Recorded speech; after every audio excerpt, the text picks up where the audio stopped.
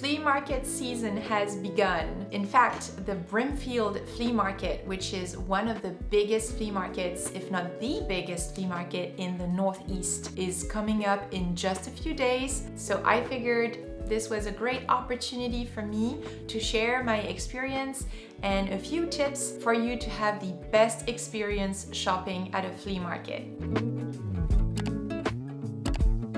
I've shopped at flea markets in Europe, Japan, and America, and I really enjoy it. I have such a wonderful time going through the different stands and vendors and just looking at all of the incredible objects collected from different eras and different countries in the world. I find it so beautiful. To me, the real benefit is to have a wonderful day walking around.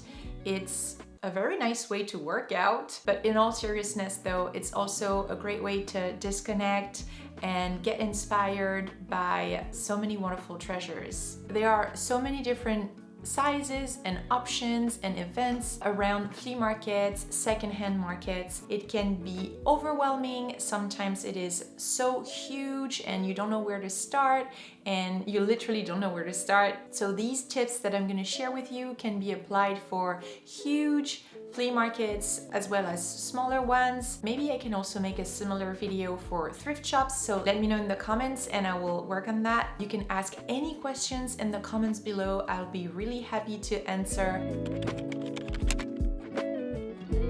If you want to dive more into sustainable ways to purchase things for your home, a flea market is definitely the way to go. You will most likely find old items that have been produced a long time ago, and you get a chance to give these items a second life, and I think that's kind of cool. In terms of terminologies, a vintage item is going to be an item that is more than 20 years old, and a antique item is an item that is more than 100 years old. These words are used for furniture, for instance, or pieces you can bring back into your home. It's kind of wild to think that a 1926 item is considered now antique. So if you do the math, a 2006 item is now vintage. Oh my God. That's wild. Do you remember 2006? Because I remember it like if it was yesterday. Now, not all flea markets will have antique and vintage items, so you have to, dig. The quality of the items, of course, is going to be different each time, but you can snatch really nice things. I could go on a whole rant about the difference in quality between older items and modern current items produced. Older items are just better quality than things produced in our modern era. The materials used, the construction. The first thing to consider is to go attend a flea market with an open mind. You literally never know what you're gonna find. It might be extremely successful, and it might be a flop in terms of finding items and bringing them back to your home. But I would say even if you don't find anything, it's still so fun to walk around the different stands and talk to the vendors and get inspired by things you see, because the items are going to be pretty unique, some of them very old or not so old, but just something different than what you would see at your typical big chain store. So if you're looking for inspiration and uniqueness, designing a home outside of the beaten path, then a flea market is going to be an amazing option. In America, there are many different flea markets organized throughout the year. Denver is a big location for antiques. There is also California and a bunch of flea markets around Los Angeles. But for the Northeast, I would say Brimfield is definitely one of the biggest. There are also some flea markets in New York City. The Brimfield market is actually taking place 3 times a year, typically in May, July, and September. So Brimfield is in Massachusetts. Not everyone can drive there, but if you are in the area and interested in checking it out, you're gonna have a great time. I highly recommend it. It is a bit far away from New York City. It's basically between New York and Boston, if I were to give an approximate location. So it's a bit in the middle of nowhere, but it's actually a really nice area. The whole town just completely transforms into a flea market, and you've got hundreds of stands. It is so nice. It can be very crowded. I feel like May would be a good time to go because it's gonna be less hot than the July one, or September would also be a good option. Last year I went in May and I had such a great time. I actually found 2 really great pieces for my home, 2 brass elements, 1 huge brass planter that I fixed up a little bit because it was a bit dull and had a lot of marks on it, and you can see me refreshing this planter item in this video. And there was also a really beautiful brass trash can that didn't need any adjustment. So you've decided to attend a flea market, you know it's going to be a great time. Now, to make sure that it's going to be a pleasant experience, I would recommend getting there early to avoid the crowd, and you can be strategic about the day you decide to go. On the first day, you'll have a lot of options, everything is going to be available, but on the last day, you will have better deals. So something to keep in mind there in terms of if you had to pick a day, only one day to attend. Some people do it over multiple days. I only attended 1 day last year. I can't remember which one it was. I believe it was in the middle. I want to make sure that I see as many vendors as possible.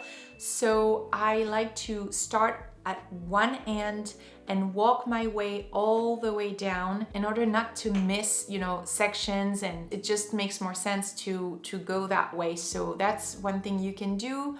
Depending on where you park your car and where you enter the market, you can decide to just go at one end and then walk your way going through all of the different aisles or all of the different booths.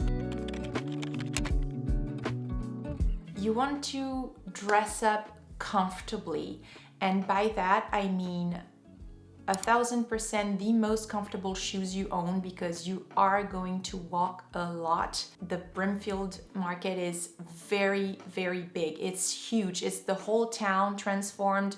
All of the fields are covered in stands and vendors. So you're gonna wanna have the most comfortable shoes where you can walk on the grass, you can walk in the fields without any issues. Comfortable clothes, make sure you cover your shoulders. I've seen so many people sunburned at the end of the day. You don't want to be sunburned, so just make sure you cover your shoulders, your neck, your face with a hat or sunglasses or both. That'll be a good gift to yourself to just, be protected and be comfortable. You want to get cash. I believe most of the stands at Brimfield will only take cash, but in some other flea markets, they've got the app for you to pay there, so you could pay with a phone or a card. But having cash on hand is actually useful. If you want to round up prices, you can perhaps manage to snatch something a little cheaper.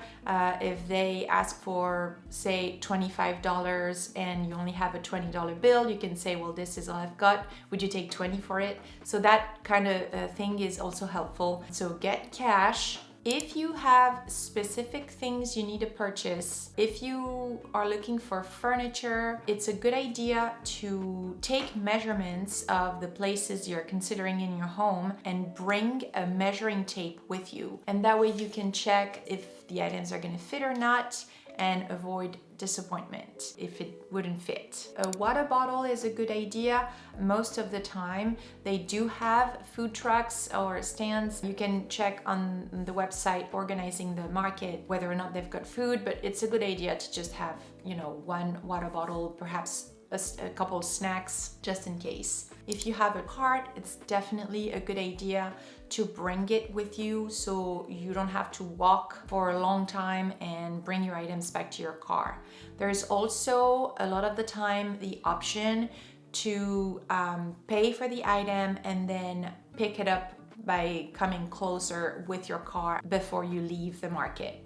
So really what I love the most is taking in all of the beauty and uniqueness of some of the items you can find and get inspired, hopefully snatch some great deals and good pieces that I will cherish and love and bring to my home. I love to imagine the previous lives of the items. Sometimes the vendors actually know the backstories of the items they sell. For instance, the planter I bought was sitting by a fireplace for a very, very long time. I don't know, I just think it's kind of cool to have that kind of anecdote on the items, even if it wasn't true. I love talking to the vendors, I love walking around. It's so much more pleasant to be outside in a beautiful location rather than shopping in a artificially lit store. Let me know if you've ever been to Brimfield and if you're going back this year or another flea market. And if you love to attend flea markets,